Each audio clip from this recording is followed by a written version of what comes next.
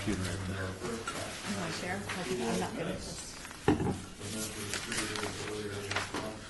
Yeah, has everything up there. All in favor, say aye. Aye. Opposed? Minutes are approved. So, Freddie, looks like there's some consent watch list items, and item number 2 that we should talk about. Yeah, and we can get into the detail when we get into the books, but in the Mass Mutual booklet, you'll see that Oakmark Equity and Income went below a score of 50, none with ICMA. Nationwide, you got the Thornburg Global Opportunities.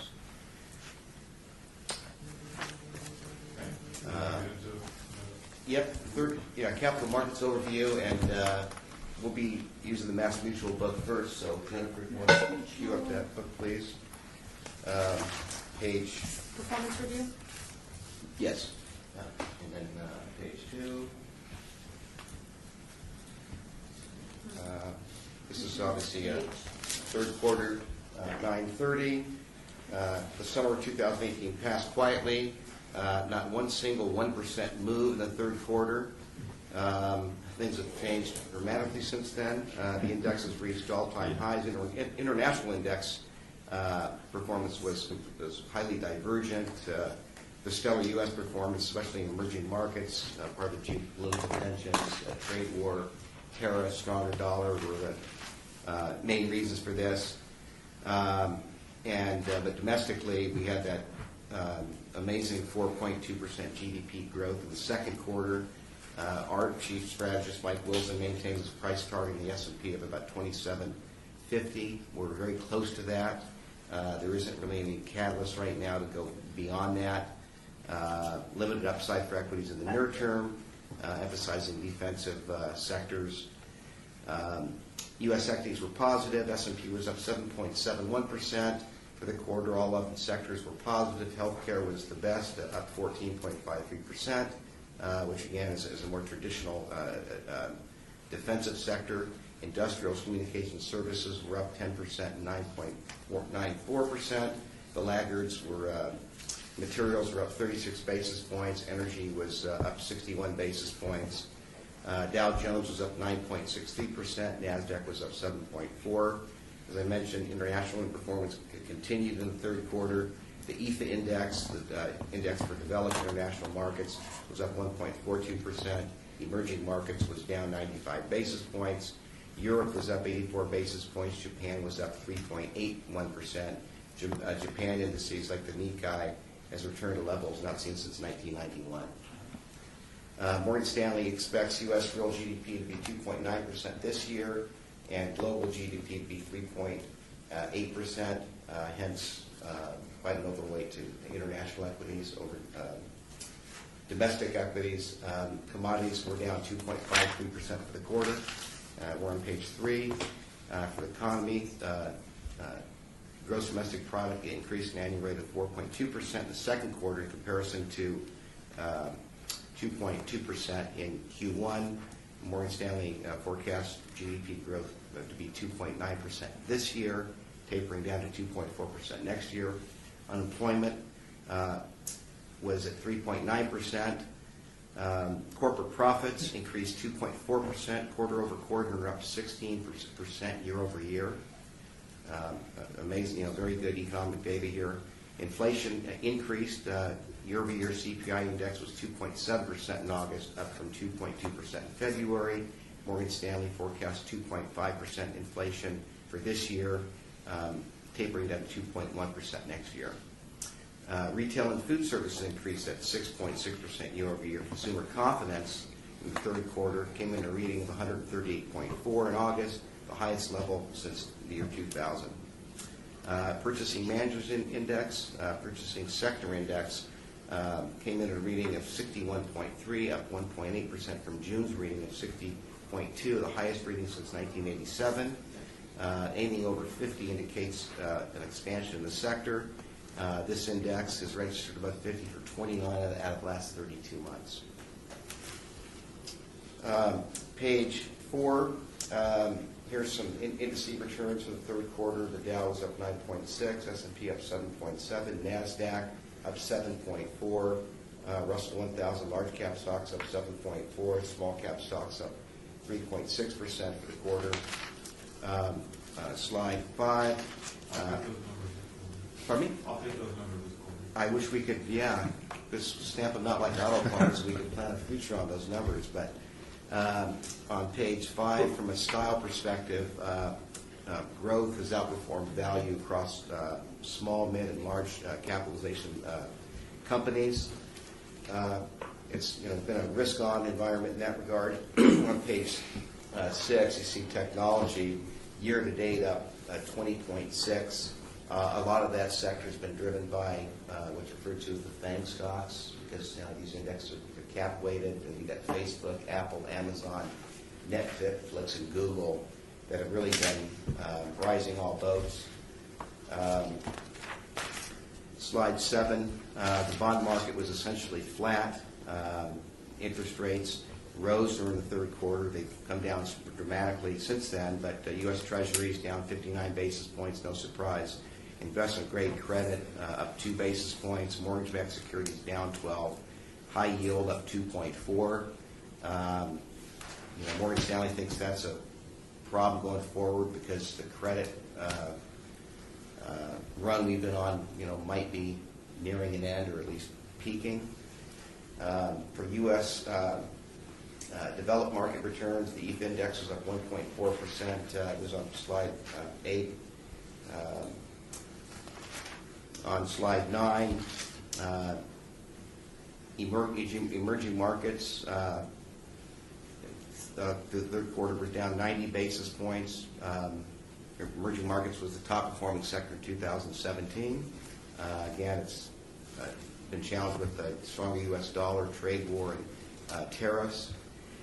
And then on slide 10, looking forward, here's a slide at the bottom left that shows Morgan Stanley's base case for the S&P 500, 2750. I did not see where we closed today, but this week we were down to about 2700, so very close within that range.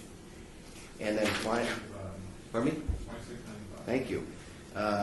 And then on slide 9, our Global Investment Committee,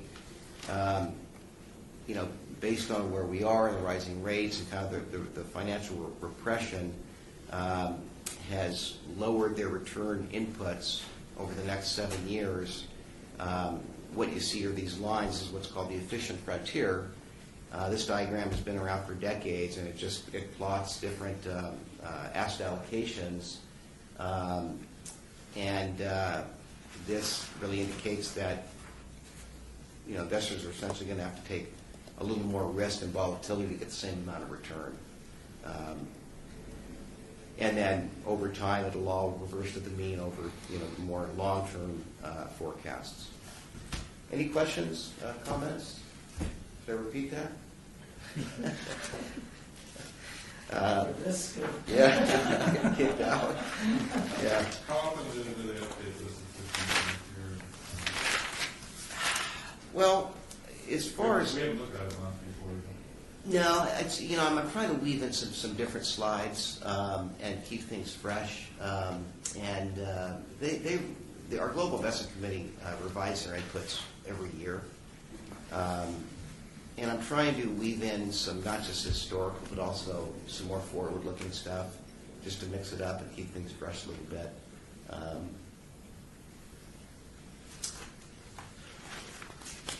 And so now we will go forward to page 24.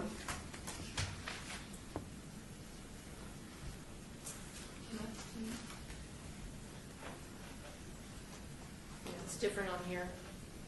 What? Yeah, it's different. I'm like 3 pages behind. Why is it? I'm not sure, because at the bottom, I'm not sure. Oh, what that's because page. we have to insert another PDF. Yes, when you do that, I don't know which page you're really. Okay. So we're on if you go up 2 pages, it should be 24 in the Oh, top. 24? Yep. Is there anything we can do to? This says 24 for me, Yeah, that is the. and it really is 24. Yeah. See, but earlier it wasn't. It's kind of weird.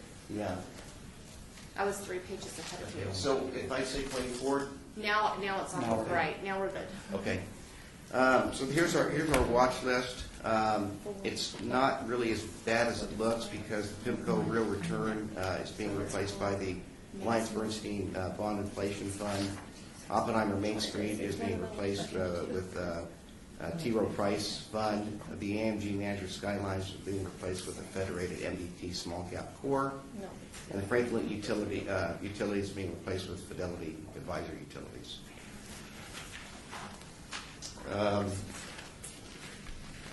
We can go ahead to page 28. And there's our asset allocation, 46% in stable value fund. On page 29, there's the upwards of $80 million in that fund. Going down to page 31, end of the third quarter, we're at $170,780,000 in Mass Mutual. Pardon me? It's a good order. Yeah. Going to page 34. Here's our historical watch list. And action has been taken on the funds that I just mentioned. Go to page 36, please. And here's our all-important scorecard detail. Hartford Total Return, doing beautiful. PIMCO Real Return, it is being replaced, although it does have a passing score. The Oak Park Equity Income Fund, last quarter it had a score of 56. Okay, John? No, I had it. Are you on the same page? No, it's just rebooted itself. Oh. It's not just my computer. Derek, you don't have a tablet? No, not today, so Okay. I'm following along. Okay.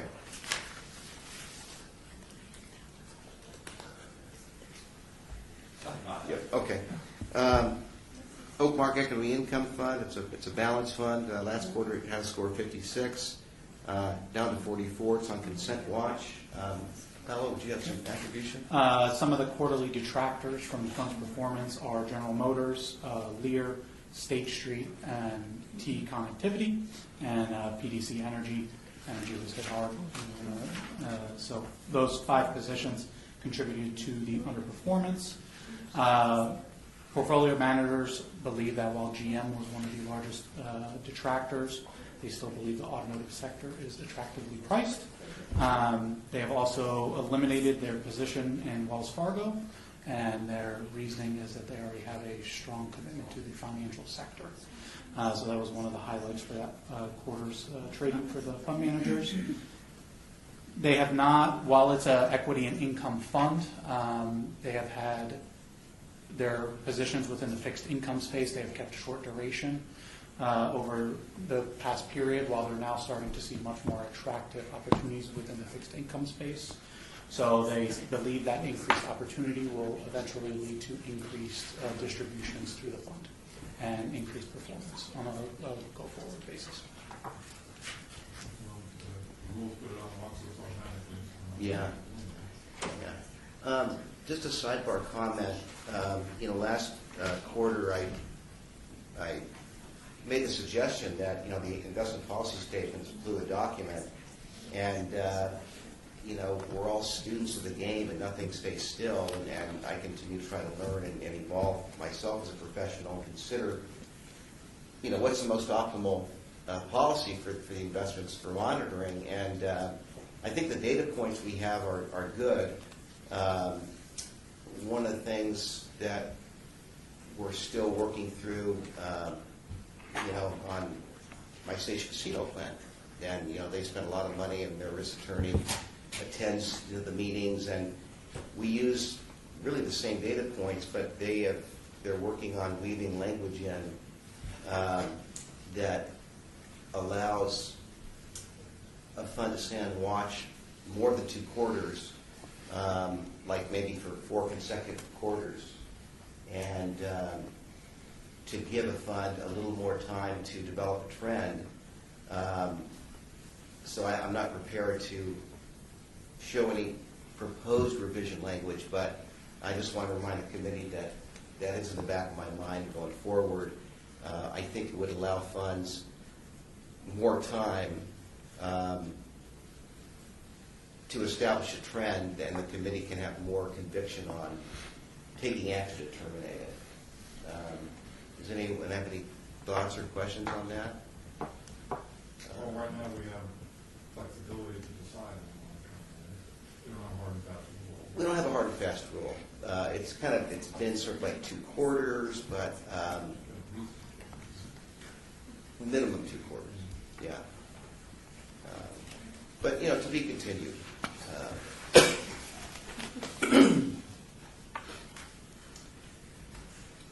Okay, back to page 36. T-Road price targeting funds, performing beautifully. Get down to page 37. The Oppenheimer,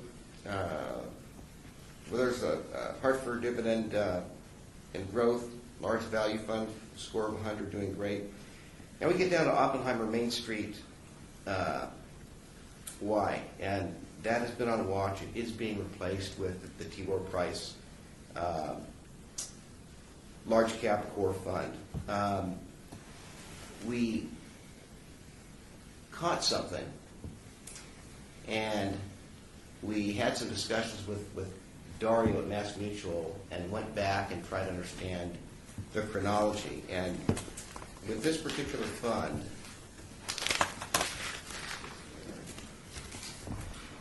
so going back to the end of 2016, when we were kind of keying up what was going to be to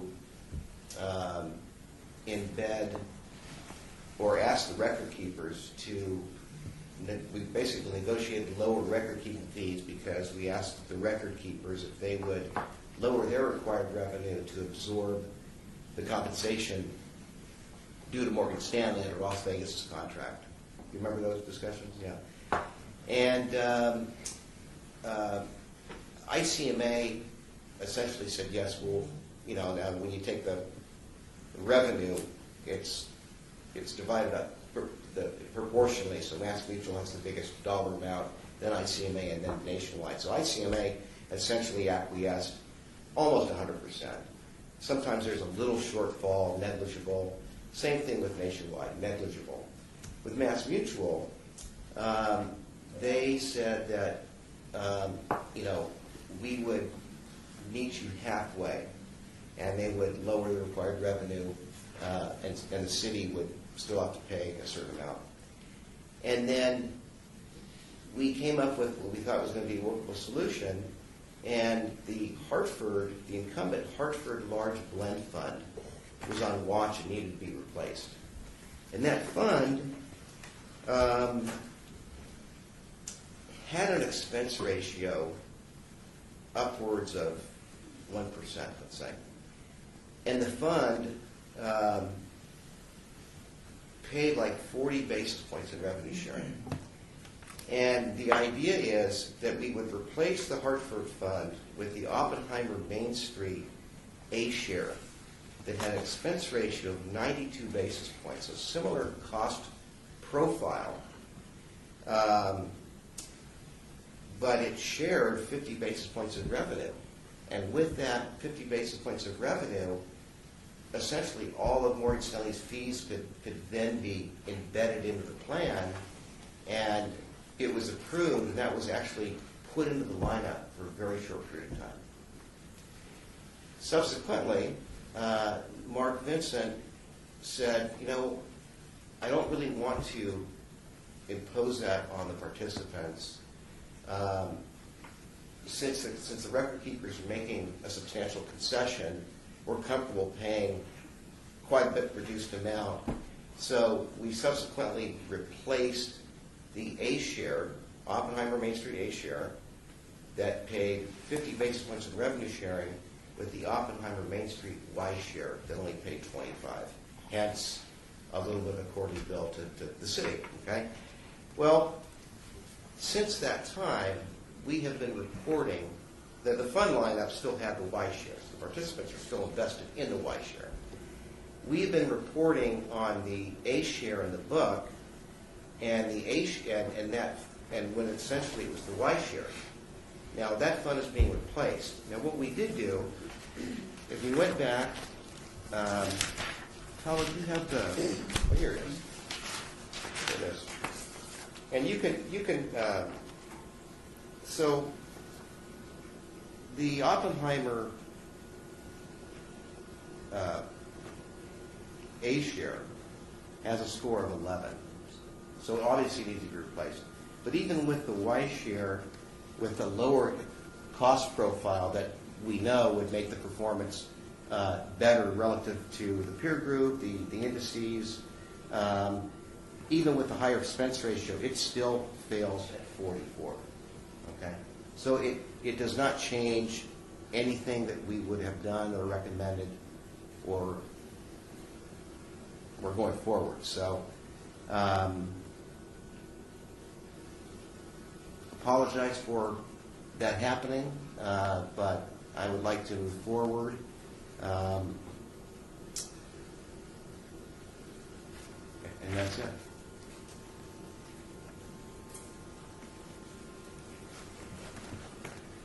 But can certainly answer any questions or But in discuss the it. previous quarter's book, did it say A share or it said one? Yes. And with the scoring, those for the A share. Scoring was for the A share. But so we were reporting on the A share, but the participants were invested in the Y share. So they always got the benefit of the lower cost profile. Here is the scorecard detail, and you can see that even with the Y share, less expensive, it still fails, and it would not have changed a watch list or any recommendation to replace it. And it is being replaced as of what date? The build-out will be completed by Mass Mutual this month, and then we'll have the 30-day notice sent out. So the funds will be swapped out by January. And the participants received the correct money they were supposed to receive. Yeah, because they were invested in the Y share the whole time. And the communication, we have an arrangement with Dario that the communication hasn't gone out yet, and the required participant communication will accurately reference the Y share as being replaced with the T. Rowe Price Fund. When the participants received their quarterly reports from Mass. Mutual, the quarterly reports correctly indicated that they had the A share or the Y share. Yes, that's right. And when they selected the fund, they did select the fund, it correctly indicated it was the Y share that they were Yep. using. Yeah. The A share was in the lineup for a very short period of time.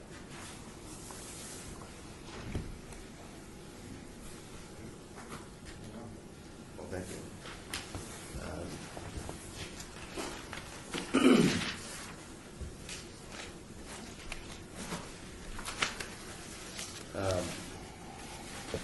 Okay, back to 36. The targeted funds are doing fine, and we get down to 37. Parnassus, core equity is on watch, still failing at 44. That's, we've got some ongoing discussions. Would you like to? Yep. So fund performance this quarter had some positive stock selection. They were overweight in communication services, consumer staples, and consumer discretionary, so that contributed to some positive returns. Two positions in particular detracted by greater than 10 basis points. That was public storage and MDU resources. Four positions positively contributed by greater than 48 basis points to the total return. Those companies are CVS, Disney, Apple, and MasterCard. Portfolio managers have a continuing strong outlook for the portfolio, but are concerned about potential headwinds, in particular rising inflation, rising interest rate, and increasing governmental spending. One of the major positions trimmed during the quarter that had a slight impact on performance was Gilead Sciences. The managers are positive about the firm, But they're having some significant management changes throughout the year in 2019, and so they're detracting the position to just make sure that those management changes aren't going to negatively impact the firm. What was this for, like,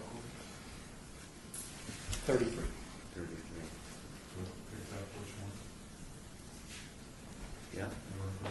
Which one of the criteria did it pick up?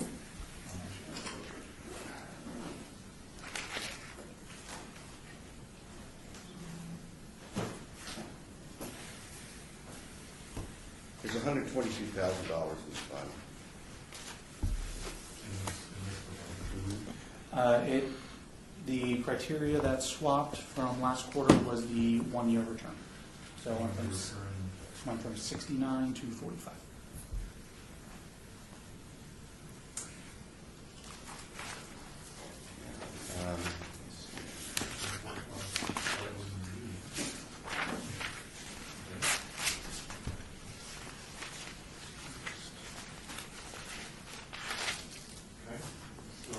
Yeah, so it's been on watch. It's been on watch for 3 quarters. Open for discussion. Last quarter we kind of gave an update on Department of Labor's position that these ESG funds should be evaluated and not necessarily given special consideration just because they're good citizen funds, and still be evaluated same thing, same way you would evaluate and monitor a large cap core fund otherwise. That being said, it has made an improvement on the 1 year. If there's any opinions to keep it on watch another quarter, depending on the trend, or most drastically eliminate it and map it into a large blend fund, or look to replace it with another ESG fund if there's an interest to do that. I'm curious to see how it performed during the fourth quarter based on the way our trend has been going. It may have a dramatic Yeah. in the market. Yeah. John, you bring up a good point, and there's so much to do, and I don't always think of everything. Okay. I would have liked to come prepared with how the fund is doing in the fourth quarter, considering volatility. I've not done that. I'm saying don't keep yeah. it on watch list, but don't necessarily take a rash decision. Yeah, so I think that's a fair consideration to keep it on watch another quarter, considering these drastic market conditions, and continue to monitor it, and maybe take a firmer stance next quarter. So I don't remember stopping at the page where we show kind of our fund lineup compared to the file boxes and whatnot. But is this like an extra? Isn't this an extra one in the file box where you go this? Yep. Yep. It's I'm not sure if we wanted to get rid of it, we would have to necessarily replace it. you wouldn't have to replace it. We could. We'd just be deciding we don't want it, which I think is what I think I've been a lone voice in favor of keeping one. Yeah. With a small group today, I'm not sure what's clear to. It could seem like last time there was quite a bit of opinion about keeping it, wasn't there? Right. Yeah. From others. Well, John had a strong I opinion think it was Yeah. a strong nationwide, opinion to get rid of it. Oh, I thought it was the opposite. and John did get rid of it in the nationwide. Do you, John Cronin. Yeah. do you actually see that I guess this is unfair, but is it sort of, do you actually see that it realistically will go up, especially with today's market? Well, today's market was down. The question is, how is it going to hold up relative to other funds in its peer group and against its respective Right. comparative benchmark index? Depends on what it holds in the sectors and how those sectors are performing. Right now, the more defensive sectors are performing, better. So, and those are all fair questions. But I think it's fair to keep it on watch for one more quarter. Let's do that. I- Talk about more. Maybe you can come prepared to show us what some other socially conscious funds are doing, and Yeah? even though you're comparing it to the world of, is it large cap? Large blend. Large cap fund. Yeah. I'm not comfortable with that either, for comparison. I get what you said last time. Yeah.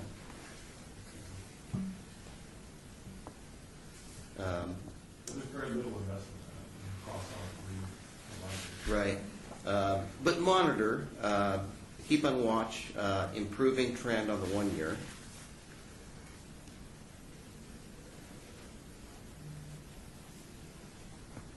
And compared to other ESG funds. Okay. Back on page 37, Clearbridge large cap growth is doing fine. T. Rowe Price mid cap value is doing very well. Hartford mid cap growth scores 100. Nuveen small cap value 67. AMG Manager Skyline was at 11, had a score of 11 last quarter, still 11 this quarter. It's being replaced with the Federated MDT small cap blend fund. When's that going to happen? That's along with the Mass Mutual, so the build-out will be completed this month. They're building out the funds we selected, and then the participant notice should go out this month with the 30-day notice, and then the funds, and that'll have the specific date in January, where the funds will close in that. Yeah, and so all these funds we're replacing in Mass Mutual, but the timeline is longer than I've ever seen in my career. It's annoying, and it's another example of the lack of readily available funds that are on the old Hartford platform. But they have to, build it out, and that takes, what? Up to 12 weeks. Up to 12 weeks, and then you start the bricks and it's just, it's inefficient. City IT cleanup? Huh? The city IT department cleanup? Yeah. That's because we all had trouble logging in. Yes, 7 to 5. Yeah. Took me 3 times to log into this thing. Invesco small cap, Well, oil cheap. Invesco small cap growth fund is doing fine. Page 38, Franking Utilities declined from a score of 33 last quarter down to 22. It validates that it's being replaced. Same time frame with the Fidelity Advisor Utilities Fund. Hartford Healthcare, MFS International Value scores 100. Invesco Real Estate doing fine. Hartford Global Growth 100. Page 39, there's our index funds, all doing fine, and that is Mass Mutual. How is it, when World War stock, how is it mathematically, I'll use it possible, mathematically likely that it would be in the top, or pretty close to the top quartile on 1-year return, and not too bad on 3-year return, but the 3-year outperforming the index number is so close. What page are you on? 38. Oh. I'm sorry, I'm looking at the Invesco. Invesco Real Estate? One that says 1.45 on 3-year Oh, you Page must 38. It's on 38. page 38. You negative 1. So on the real estate or the world large stock? The real. Real estate. I said well, Yeah. Those quarterly scores are high, but the return- Yeah, so the return, the 1-year returns, Look at the 3-year return column, 34, about third, yeah. versus the minus 1.45. Yeah, so I guess that would mean that everybody is underperforming index, and that's why the nature of the index shouldn't. yeah, Gary, over the last 3 years, and this is, it's been widely talked about and agreed that over the last 3 years, most active funds have not outperformed their indexes because there's been very little volatility. All boats have risen.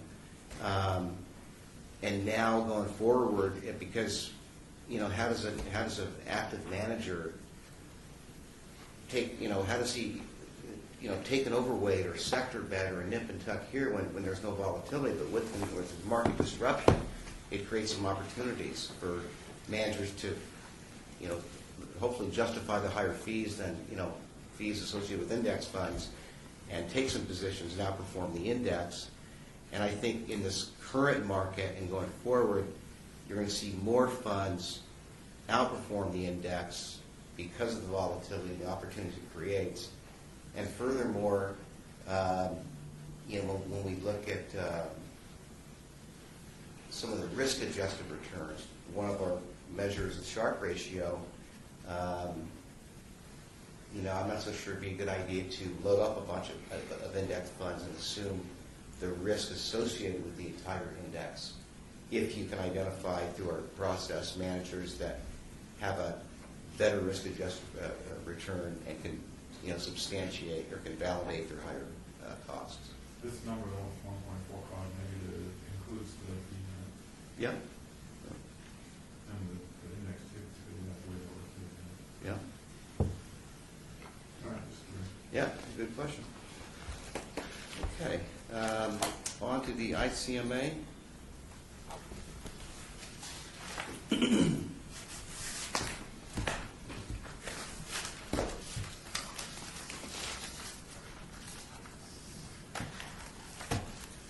Page 24. Is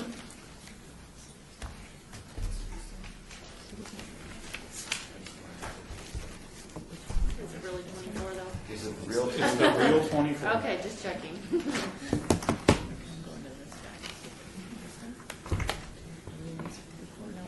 Okay, there's our watch list. Oh, yeah, so same thing. The Invesco Diversified Dividend Fund is being replaced with the Goldman Sachs Large Cap Value Insight Fund. When's that going to happen? ICMA has already been processed as of November 16th. Okay, good. We talked about Parnassus. Yep, there's Parnassus again. This one. And then if you go on to page 26,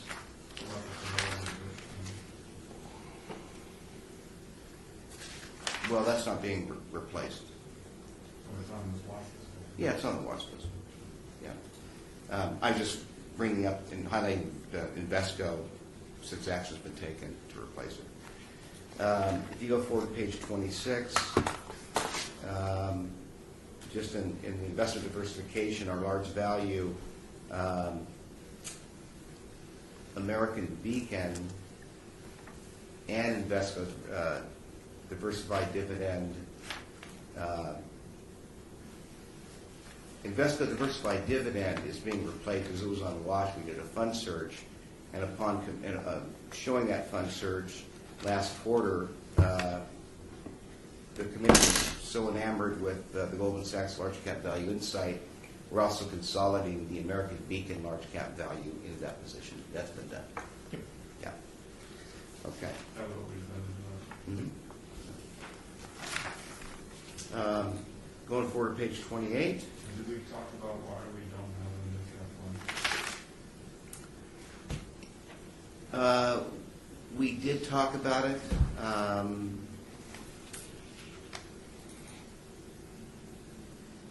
No actions taken. We can still talk about it. I can certainly, the general recommendation would be to add a mid-cap index. Certainly, that would be, I think, more optimal than an actively managed fund. However, Just a minute ago, you were making the argument that index funds are not going to do as well as active funds. well, I understand, Gary, but in that case, the participants would still have the ability to have a large cap or mid-cap value active fund and a mid-cap growth active fund. If you put those two together, you're going to cross over, kind of bleed into the mid-cap space. But So then, you give investors the options of having index, low-cost options across all capitalization spectrum, large, mid, and small, and still weave in some active management. But while we don't have a standalone mid-cap index fund, Vantage Point Small Mid does cross over and still offer exposure into the mid-cap space. So it's not a complete void. But I will make a note to address mid-cap blend gap. Theoretically, you could have shown that Vantage Point in the upper box, or the lower box. Yeah, Then you got the you're right. We get the feed from Morningstar, and I think it plots where Morningstar has it primarily. Going forward to page 28. Nice usage of 40% in target date funds with an ICMA. And then there's the fund values. Going down to page 31, we're at almost $64 million with ICMA.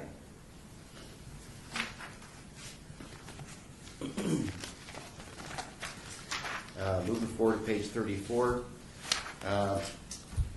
pretty clean historical watch list. As I mentioned, Invesco Diversified has been replaced with Goldman Sachs Large Cap Value Insight. Parnassus does remain on watch. We can discuss that as well when we get to it. Fidelity Diversified International is also on watch. Moving forward to page 36, scorecard detail. Looks pretty clean. There's our Western Asset Core Plus Bond Fund. Fidelity Puritan Blend, score of 100. There's our relatively new American funds, target date funds, that we replaced the old proprietary Vantage Point ICMA funds with. We're stinkers. These American funds are doing nice. Huh? Oh, sorry. They weren't performing very good. Wasn't profane. Okay.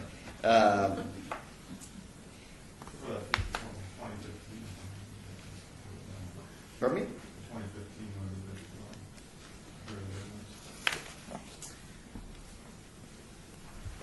Yeah.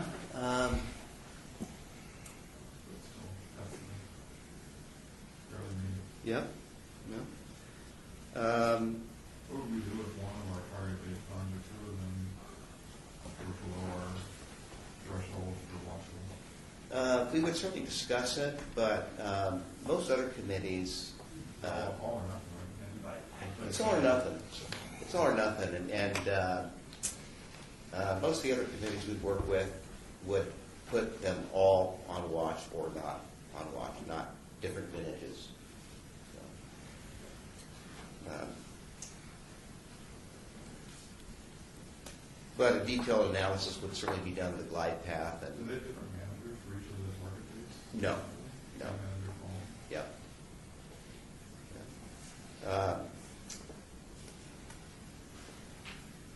And so there's our Parnassus Core Equity Fund.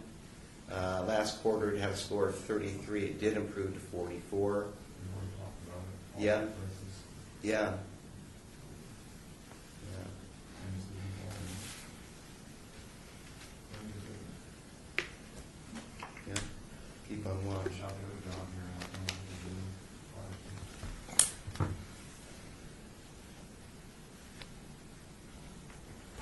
to do. On watch, okay. Fidelity Contra Fund, score of 78. T. Rowe Price Mid Cap, or Stock Advantage Fund, doing fine. Wells Fargo Special Mid Cap, 56, hanging in there. BlackRock Mid Cap, scores 100. Undiscovered Manager Behavioral Value, which is a small value, doing fine at 89. Page 38, Oppenheimer Discovery, which is a small growth fund, scores 100.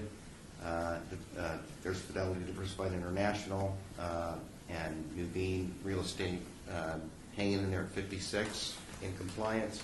And then the Vantage Point index funds are all doing fine. Interesting thing about the Vantage Point index funds, you could say the same thing about the Vanguard index funds that are in Mass Mutuals, is when you look at the fees,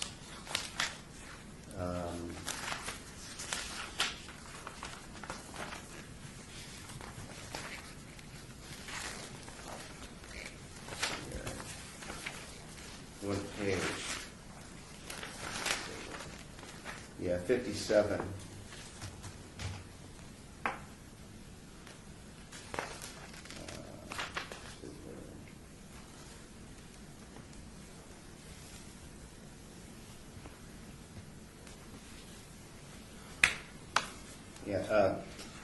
Page 57, and you got the Vantage Point 500 index fund with an expense ratio of 19 basis points. And there is some revenue sharing in there, and which is the model we're trying to get rid of. And some other clients of ours have Fidelity S&P 500 index funds with, what is it? 2.5, I believe. 2.5 basis points. So you can see how much you can reduce the investment costs in what we're trying to accomplish. Where do I see 19? Page 57. Yeah, Vantage Point is about. You're in the back to the Mass Mutual. No, we're in ICMA. Are you in ICMA book? Yeah, about 2/3 of the way down. Vantage Point 500 index fund. Oh, the index fund. Yeah, I see. yeah. So just what I wanted to point out and how we could change that going forward. I was assuming for index funds that the other one would be on the identical performance. Just on that basis. Yeah. Yeah. The gross performance is Yeah. And then, so that covers the monitoring criteria for the funds.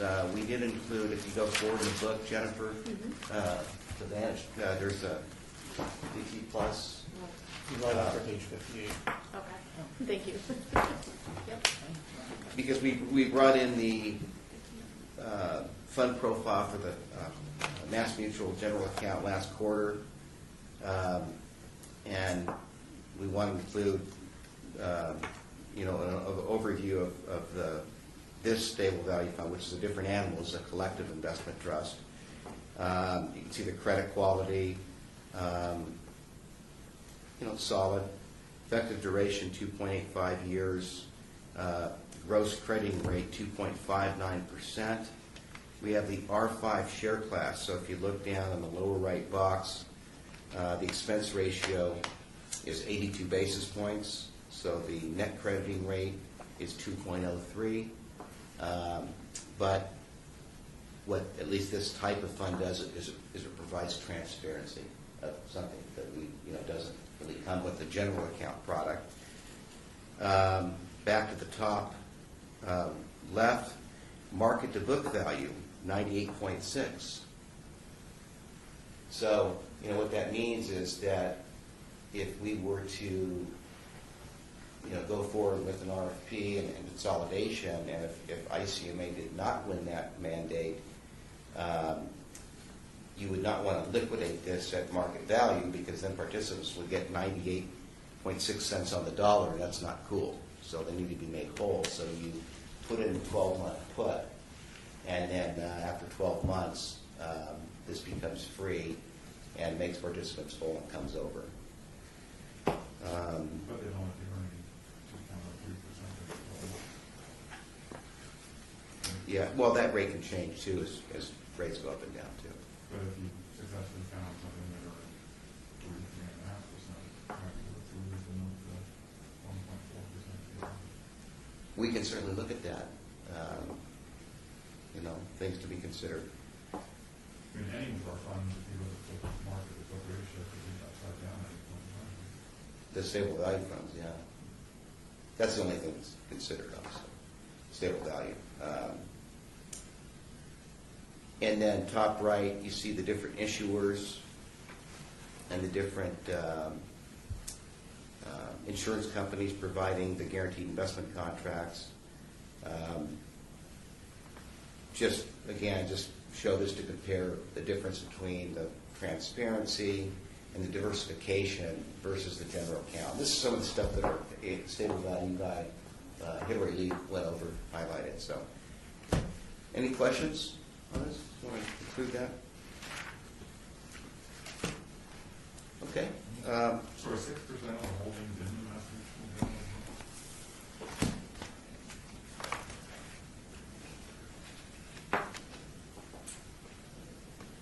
investments. Separate account. Yeah, of the 15.8% in this fund, 6% of that, 6% is in the Mass Mutual separate account.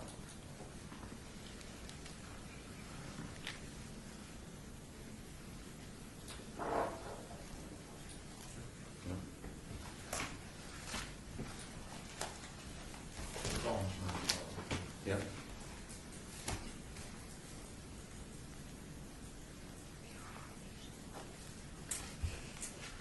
And then, ICMA budget? Oh, which one? ICMA? Nationwide? I mean, I beg Nationwide, your yes, pardon, yes, Nationwide. yes. Page 24. Yeah. The real two. Another reminder of when you do the 3:30. Page 24. Guessed it right.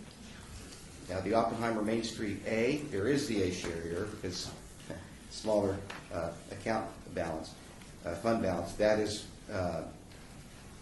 being replaced on December 18th with the Goldman Sachs U.S. Equity Insights large blend fund. Right? Yep. And then the Parnassus is being removed at the same time on December 18th. That's right. From Nationwide. Yeah, Nationwide, yep. with zero balance. There you go. No nothing. And on page 26, in the diversification box, again, there's the Oppenheimer, but it's being replaced with the Goldman Sachs U.S. equity. small cap fund. No small cap blend.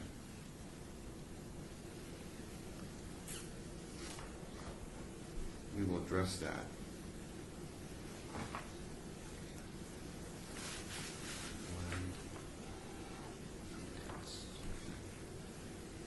Yeah, okay.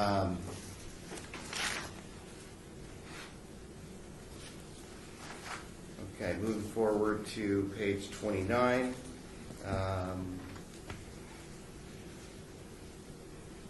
There's our fund balances. Page 30, there's Parnassus with zero. And a total fund plan balance of $45,545,000 on page 31.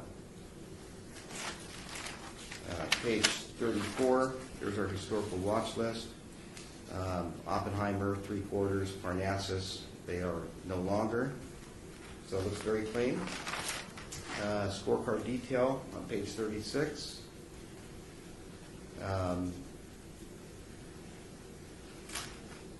Very solid, very clean. T. Rowe Price 2060 is below.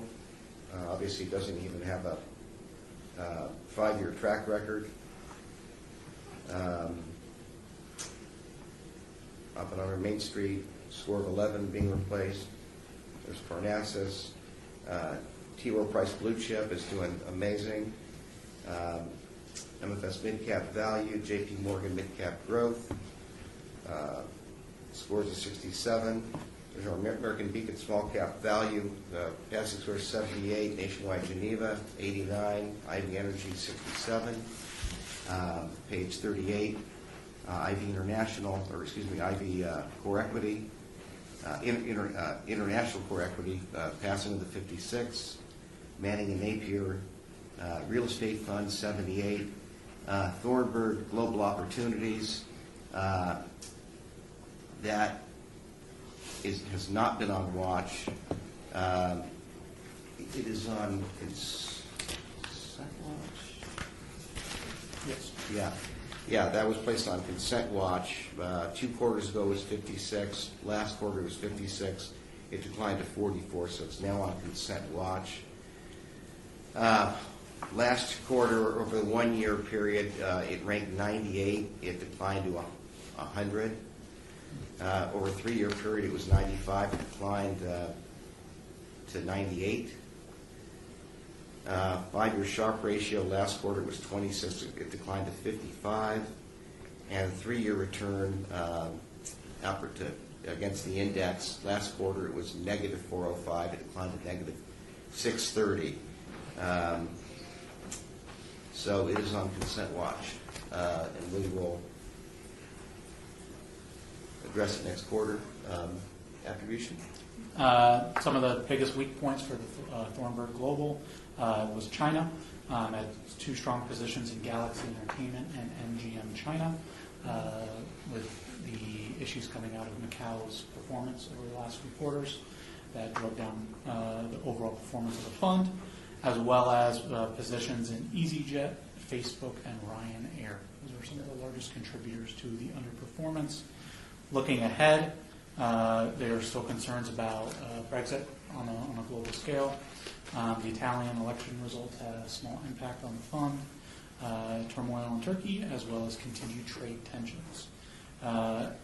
What kind of some of the positioning they're switching on a look-forward basis? They've shifted to an overweight in communication services, transportations, and materials. They're maintaining an underweight in healthcare, IT, and financials. And the fund is maintaining its geographic overweight to Europe and Asia, and has no direct exposure to Japan. What's interesting, you mentioned the 2 gaming companies, MGM China and Galaxy Entertainment. With all the local gaming stocks, Wynn has been brought down by the volatility of Macau. Las Vegas Sands has, and Stage Casinos has unfairly been lumped into that. It'll show up on the watch list in 41. Yep.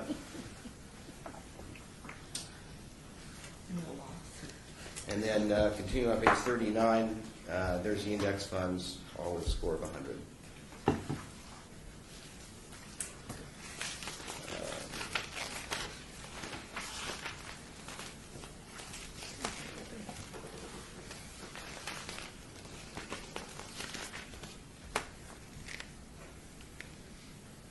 And there's our nationwide S&P 5 index fund with an expense ratio of 42 basis points, so also high.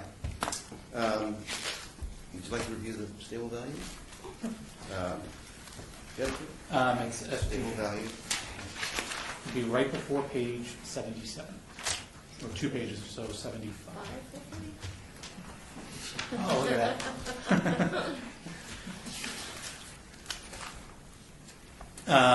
So on the nationwide fixed account, total net assets in the fixed account of around $40 billion.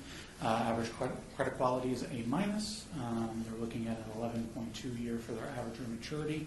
Interesting to note, in comparison to the ICMA, Nationwide has fared a little bit better as far as market to book ratio goes. They're still currently at a 100%. So in the rising rate environment, they position themselves a little differently and have not seen quite an adjustment to their market to book ratio. On the bottom left there, you'll see top 10 general account credit exposures within the fixed account. You see some high-rated firms in there, and the percentage of assets that are being attributed to those companies' credit products. Yeah. So now the nationwide fixed product. If we do an RFP and consolidate, and if Nationwide isn't the winner of that, they have a lump sum distribution or a, if there's a market value adjustment, if it would go below book, then they're, you either have to liquidate it below, well, unless they might be part of it. Yeah. Yeah, if they're the winner of everything, then it would be moved. Thought we should do contracts with the business ones too, then, in case, No, that's at the participant level. That's at the participant level too, because right now, before that amendment, a participant can only move 20% of their balance in this fund out in a calendar year period. even if the whole plan provider is moving, Pardon me? even if the plan provider moves it. Oh yeah, that's only at the participant level. If Nationwide was going to be a part of the consolidation, if they didn't do that, then it would default to the market value adjustment at the plan sponsor level. And if the market was, if the market was below the book, then they would let you get it out over 5 years, 20% a year. So, however, if it was today and the market to book is 100%, then you'd be free and clear.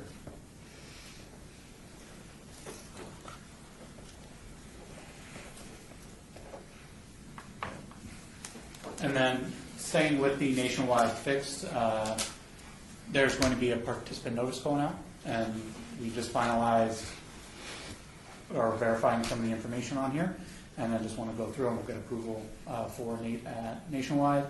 What the letter is in essence saying is that effective January 1st of 2019, the guaranteed minimum interest rate for the fixed account is being reduced to the 2.5%. However, the crediting rate is going to remain at 3.3% throughout 2019.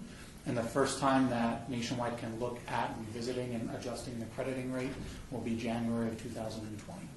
And also the additional details on here, it explains to the participants the liquidity restrictions and how they've been lifted. Yeah. So is that going to require Vince and or Gary's approval? Yep. So I have copies here. Who specifically? Vince. Okay.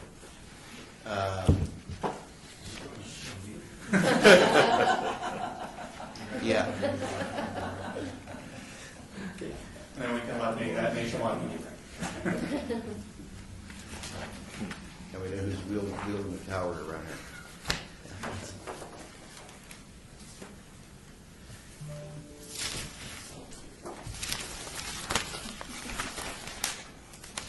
It wasn't mine. Also, no, wasn't mine, wasn't mine either.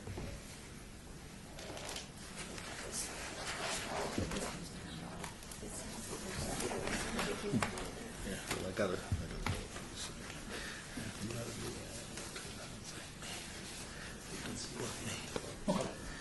And I'll CC you on the email back to me.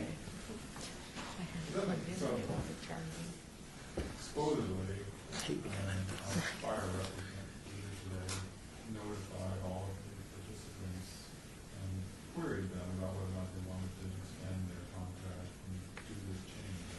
This letter doesn't refer to that at all.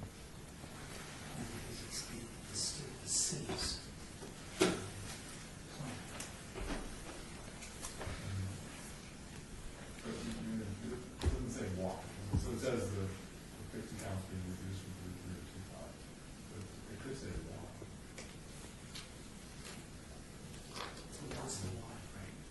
The why was because they wanted to extend the and get the Well, the why is because they're reducing, because they're working angle. No, That's a good thing. they're always, the why is because they lowered, the record keeping fee from 30 to 15. And the question is, where's the why? The why? Yeah. Why did it lie? There's nothing that says we can't ask to include some language. Referencing the record keeping stuff. They're supposed to be rolling out.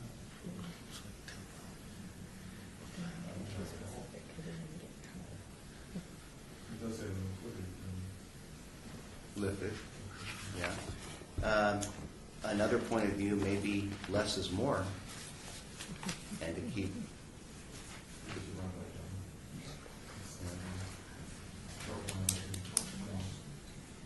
And I'll email you a copy of it today as well.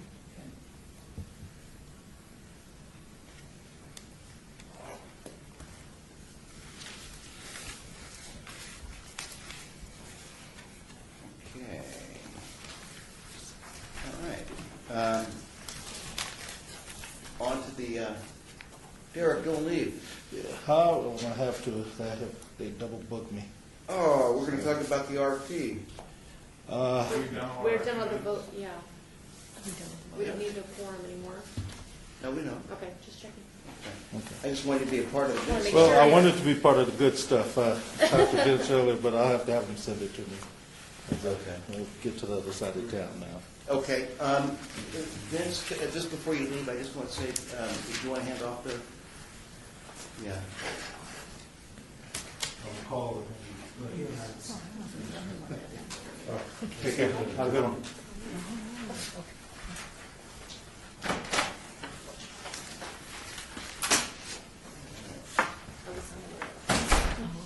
You're the only one that told me. Can I ask you if it would work? Yeah, And if I you did. could make that Right. Yeah.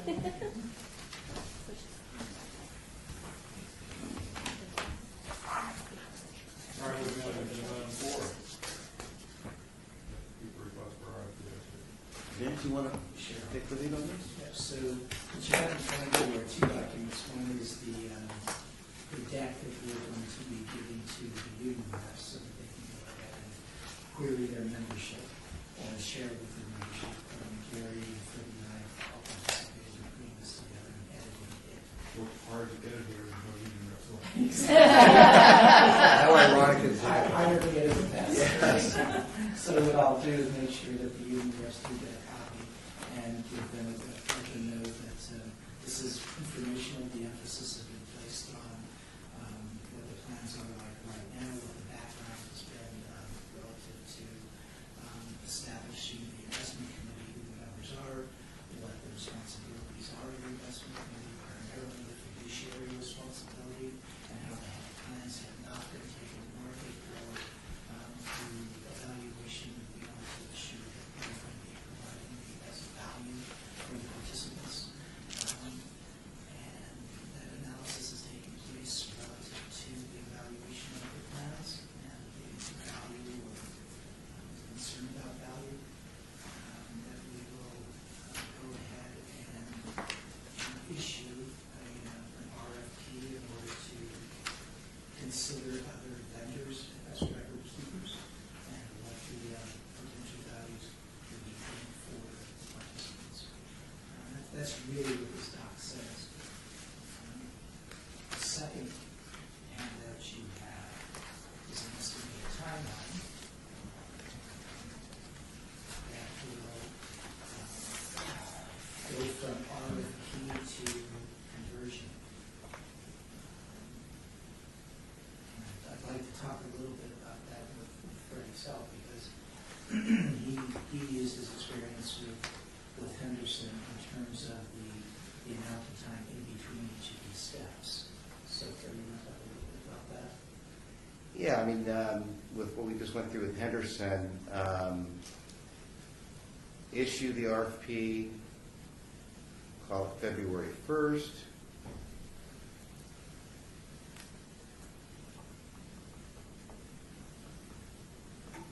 Maybe 1 week, that's what. Yeah, no, that would probably have to be extended. The second date, 2 weeks would probably be better. That would put it on, what, 2/11? Okay. 2/11. Do you think we can be able to do for 6 weeks, 6 plus weeks? to give them 6 weeks to respond? This is your copy. Yeah. Well, from 2:11 to 3:15 is like, So we got to 128. yeah.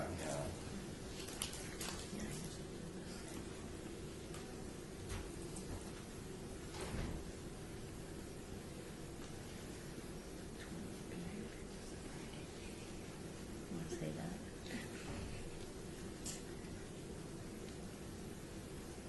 Yeah, we could probably tighten that up. No, I was trying to figure out. I was trying to figure out what's happening here. Oh. March 8th. Okay, that's fine. Okay, 3/8. Now, here's where I think it requires more precise finding is that, we're probably going to get They have 9 to 12 responses. That's my hunch. The same players are going to respond, same. And then it's going to be busy back in our office because in terms of process, we can talk about process in a minute, but in terms of the timeline, give 2 weeks now.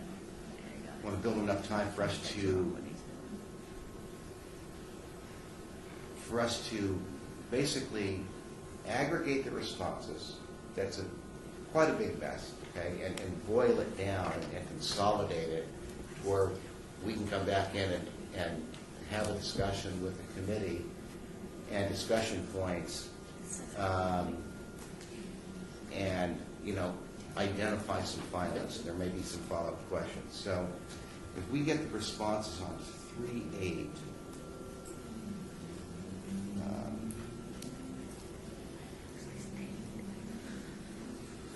I'd like to have 5 weeks. 4, 12. You think that's doable? Yeah. Okay. Yeah. Well, it's not that finalists are selected for 12. It's for 12 for us to present something. So I want to put above here, between 3/8 and the 5/2, just for my own note. 4, 12, 19, summary of results. 4, 12.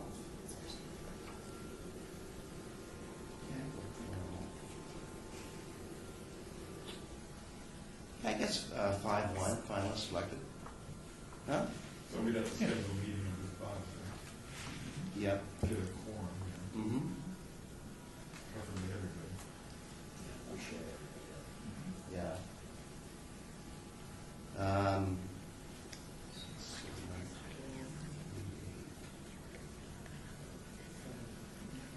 many functions do you expect? Yeah. Finalists would be 20? It's open for discussion. I would like to limit it to 3, 4 tops, and I think it's important to have those presentations all the same day. That's what we did for Henderson. We had, 2 in the morning, broke for lunch, came back to the afternoon. That way, it's all fresh, and we can, can reconvene.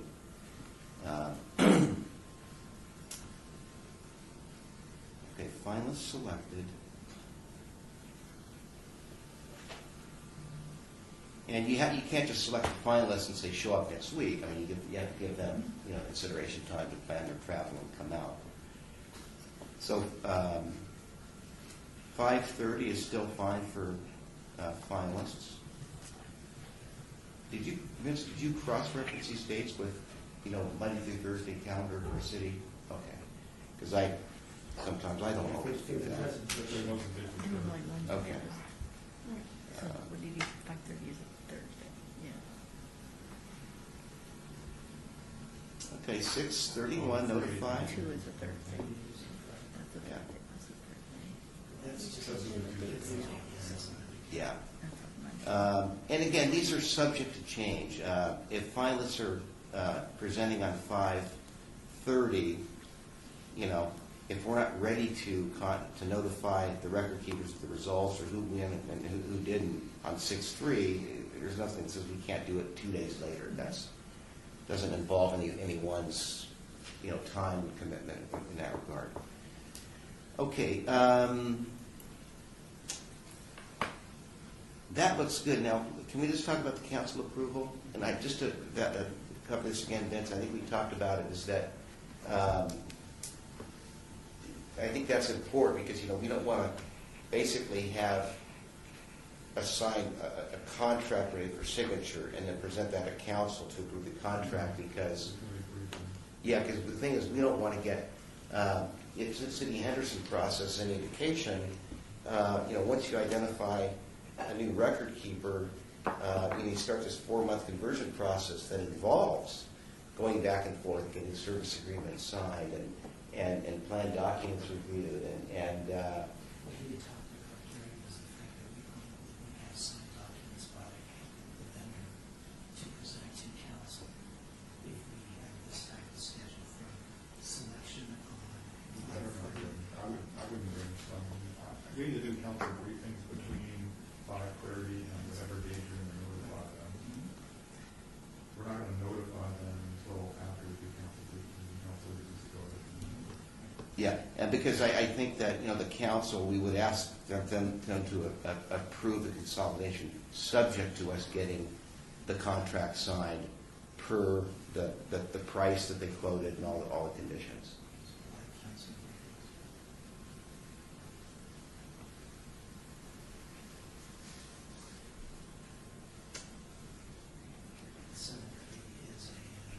Is a council date, right?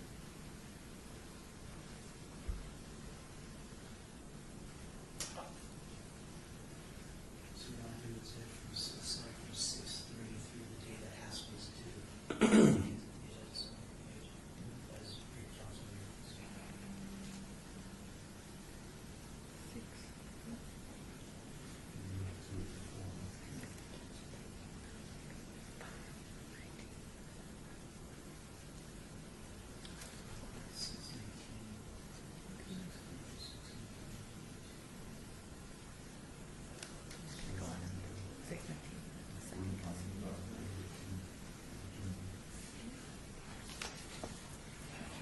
When are we going to hold the executive session?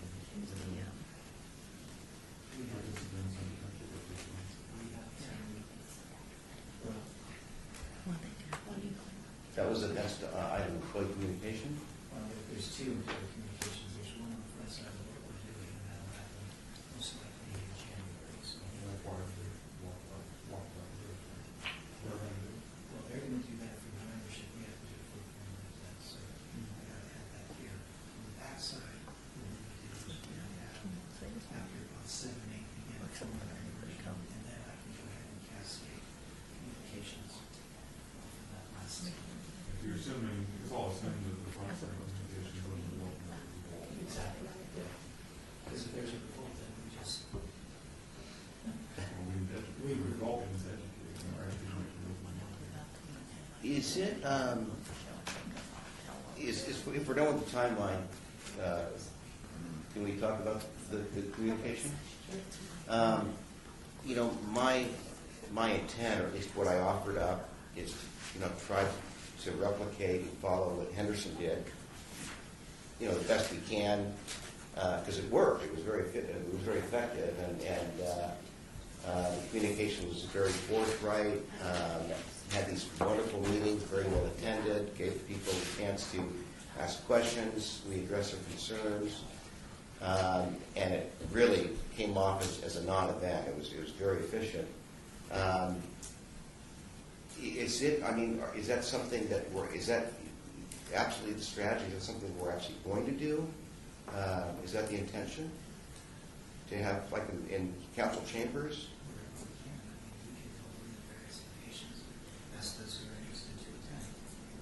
Okay. You're talking about after council approval. Oh, no. Well, but before the RFP is launched. Before the RFP is even launched. Absolutely. So between now and January 20. Yes. And Gary, I just think that's essential. I'm taking this great experience from City Henderson And that was the, and you know, by, 7:10. yeah, and you know, by the time the city employees attend those meetings, you know, the union groups will already have been briefed by, you know, Derek Kibler and Scott Edwards and the like. And then they'll come to these meetings and maybe have questions and again, to have as many investment committee members there. And then, you know, the union groups see their union representatives that serve on the committee there to support the cause. I mean, it's all these details really, I think, helped what we are able to accomplish. If we could replicate that and do that really right on the front end, I really think that's going to minimize the potential, you know, blow up if it comes down to a city council session where if there's a sore loser, you know, like Mass Mutual was last time, and apparently in cities, you know, purchasing and procurement laws, that there's a element within a certain period of time where a losing vendor can protest, and to try to, you know, fend that off and get ahead of that, I think is really important. And I think the only way to do that is to really put the team members at ease on the front end with those meetings. So I just can't stress enough how important I think that is. In a big room, have it well attended. I don't think anybody's saying don't do it. Okay, good. Good. Question is how many we're gonna have and who's doing it. All that first evidence. Okay, good. That'd be great. As far as process, the way that we did it, and you know, we're going to have these very, very large responses come in. You know, they'll come in electronically through the Nevada eGov site. You know, we'll have a user number that we'll get. We'll, you know, go to the site and we'll basically, you know, look at these responses, and we'll get hard copies as well. And essentially, as you can see in your mind, a massive spreadsheet where you'd have all the bidders across the top of, you know, Mass Mutual, ICM, Nationwide, and Lincoln, and Prudential, and Power, and Transamerica, and maybe Fidelity, and then on all the side columns, you can have all the questions, you know, amongst the different sections of qualifications, investments, costs, participant website, you know, just hundreds and hundreds of questions. And like I said before, only about 15% of the questions are going to be differentiators. A lot of them are going to be just obligatory questions that have to get asked, like all these companies, you know, they all have good enough history and background. So what we're going to do, because I can't expect committee members, you all have, you know, paid jobs that they keep you busy. I can't expect you guys to be going through you know, these responses. So, you know, we want to do that for you. We want to take this big mess.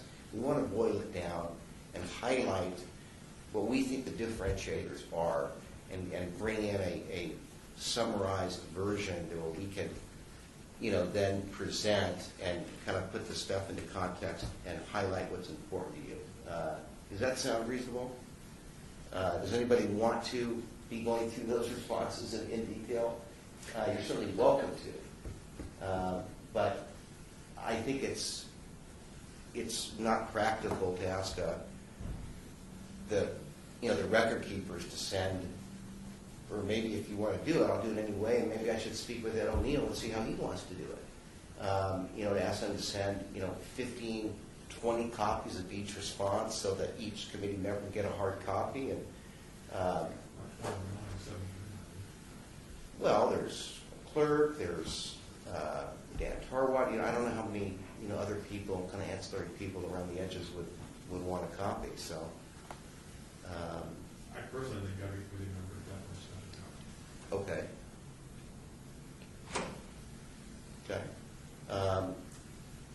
So these are some things that we have to just work out. And again, should I be in specific, you know, outstanding information that we need? Should I be working directly with Ed O'Neill, or should? Just work everything through me. Okay. Go ahead and grab it. Okay. Okay. And then, Purchasing is an issue. Yeah. yeah, Purchasing will sign contract specials. okay, If you the person working with you. right, okay. Who's your contract? And then, we have,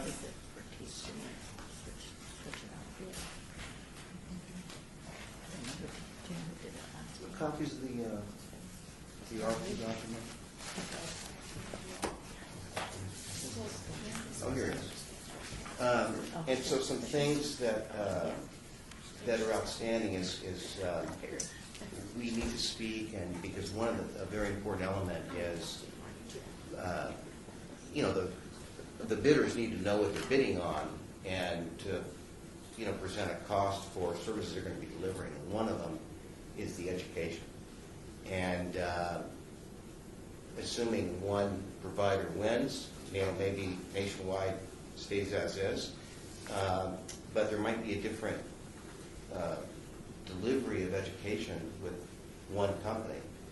I can tell you that City of Henderson, had 3 providers. They went to one Empower, and the feedback has been really very positive with this education specialist. It's very good. The participants really like the new Empower website. That's more robust than the 3 incumbents that used to be there. But we need to quantify, how many education days are going to be required, to serve, all the locations. And so we'll have to, get that formalized as well.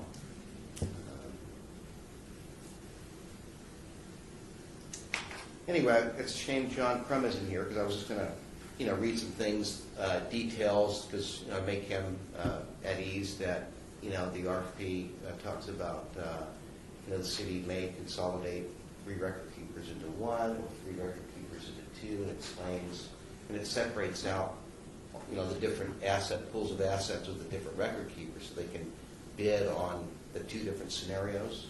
Okay. So that's pretty much it. Does it say, this is the latest copy? That was the latest copy that I emailed. Okay.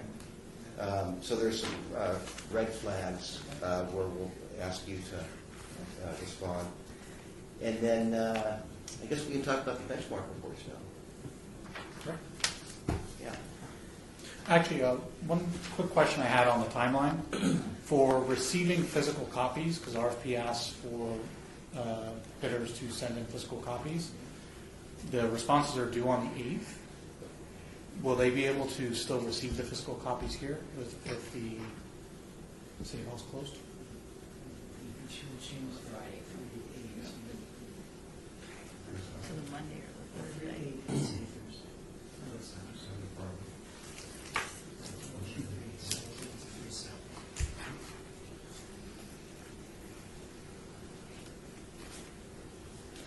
We don't need like paper copies for everybody, digital or distributed to others. Okay. They got RFP before we get into that for us. We just use the fair market on the screen. Yeah, and the other,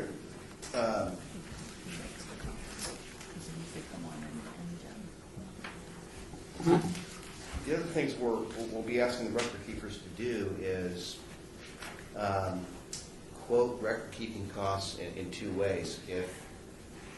If we were to use a proprietary stable value fund, which will come with a lower record keeping cost, because they're going to make more, money in their own proprietary, considering all the money that we have in stable value, and then a record keeping cost, which would be higher if we were able to use open architecture and use a non-proprietary stable value fund. And then we're going to be asking them to please include a list of all the non-proprietary stable value funds available on your trading platform, so we can cross-reference them with the ones that Morgan Stanley has coverage on, and we can be really clear on what we're considering, signing up for, essentially.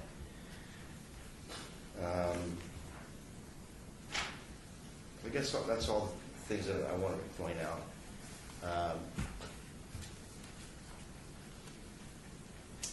But it will be a very comprehensive RFP, and we're allowing for 4 months for conversion, because what I learned with City of Henderson, we tried to do it with 3, and we ran over. And it's very detailed. I can say it's not necessarily fun. Well, you've gone through conversions. It's not necessarily a fun process. It's a week by week conference call with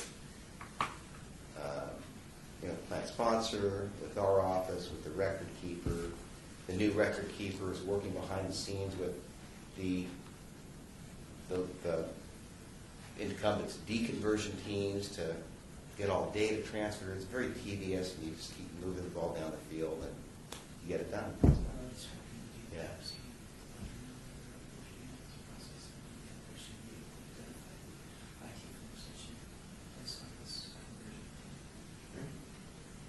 Cool. Anything else you want to add on the RFPs? No. Okay. Freddie, you probably told us this. How many did the Henderson get? How many responses? I think we got about, Just out of curiosity. 10 or 11. 10 or 11? Yeah. Who are the companies, Freddie, that we don't deal with that see? The people that will be bidding in this strata, not just working with larger plants, but also specifically government, because there's a criteria, there's screening criteria to screen out record keepers that don't really deal in the government space and certain plans of a certain size. The 3 incumbents, Mass, ICMA, Nationwide, you'll see Prudential, you'll see Transamerica, you may see Fidelity, you may see Lincoln, Boya, thank you, and Howard. That's 9. You might see TIAA, correct? That's 10.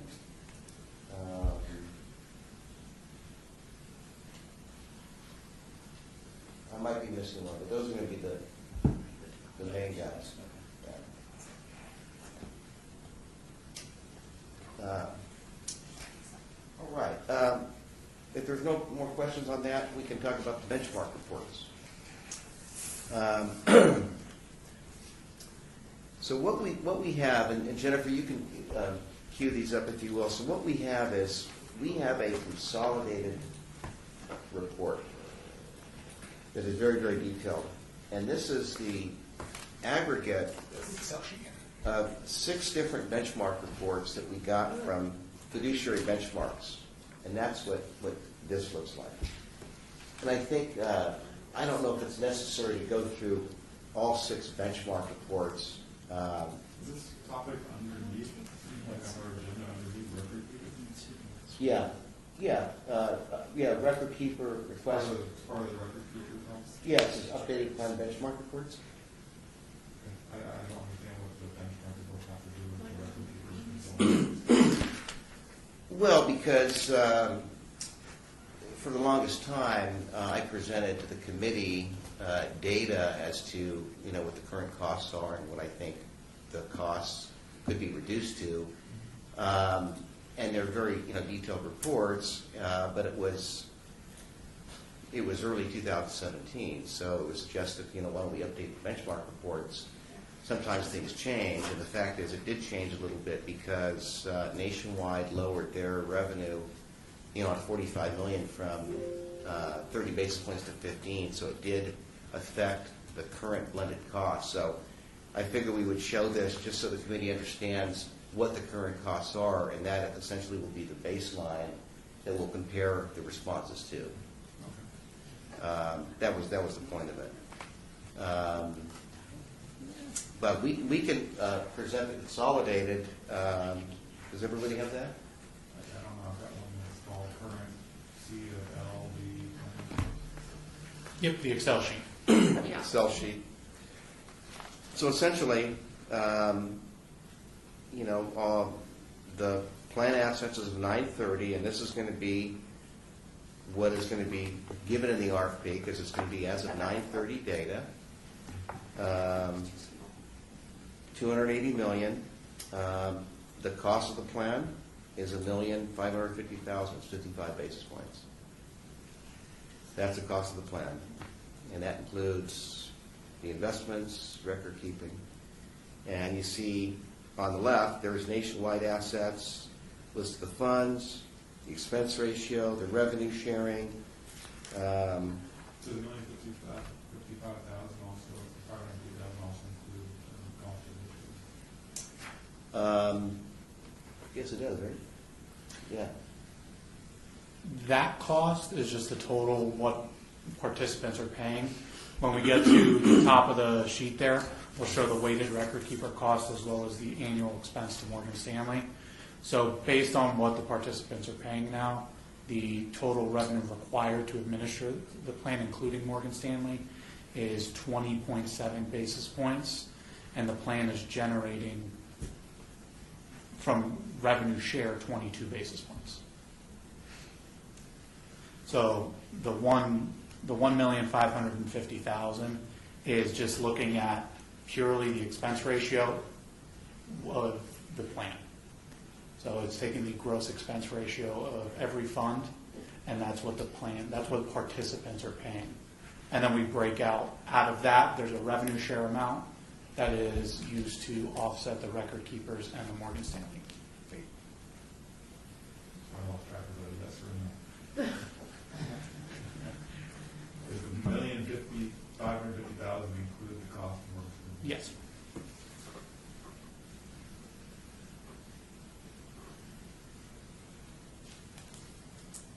And we just highlighted kind of the white elephants where you got the big stable value balances nationwide. Well, not so big, but 7.4 million. Page 2, there's the ICMA assets, DT Plus fund. And then, Mass Mutual with that almost 80 million in the general account with no explicit cost to it.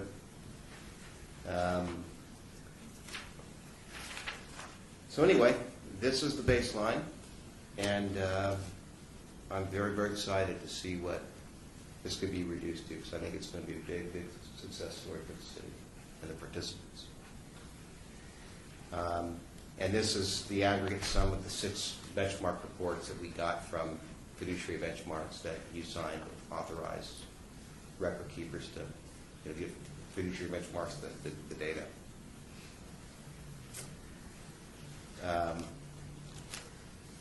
So again, I don't know if there's an appetite or interest to go through any of the underlying benchmark reports, or if you can do those if you're interested.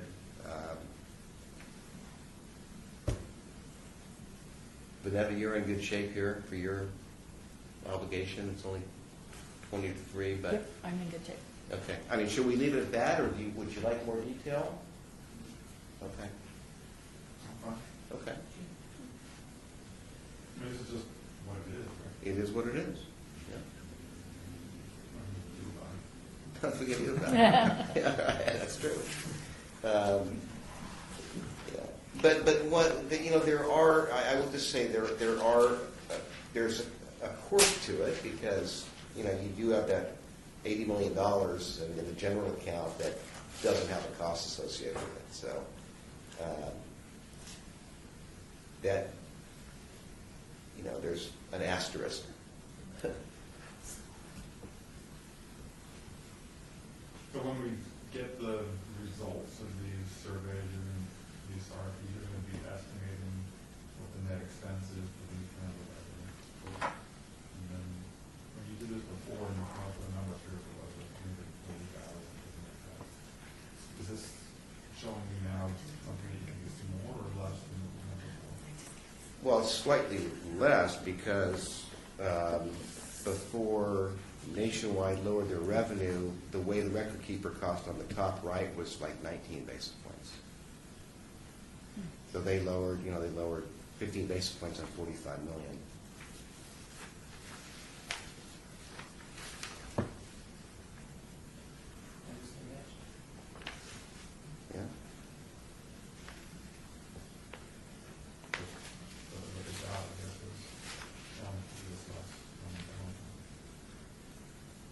if they want to, but they're, as it is right now, they're going to keep it at 3.3 crediting rate.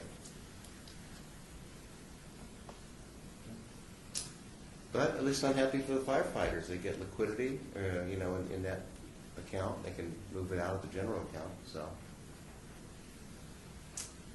What's the liquidity on the current Mass Mutual and ICU? no participant restrictions that I'm aware of.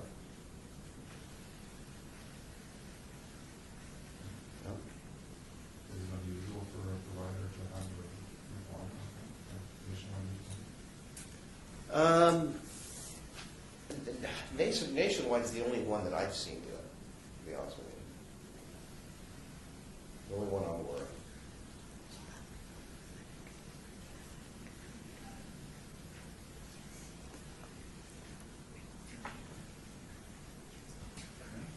Are we done? I think we're done. Yeah. All right. Yeah. Thank you.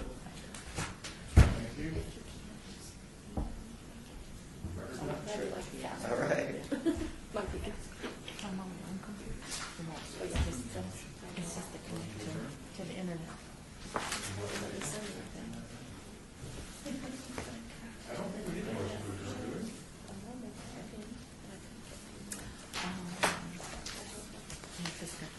Want to move the water to- Yeah. Any motion to adjourn? We get a legal opinion? Make a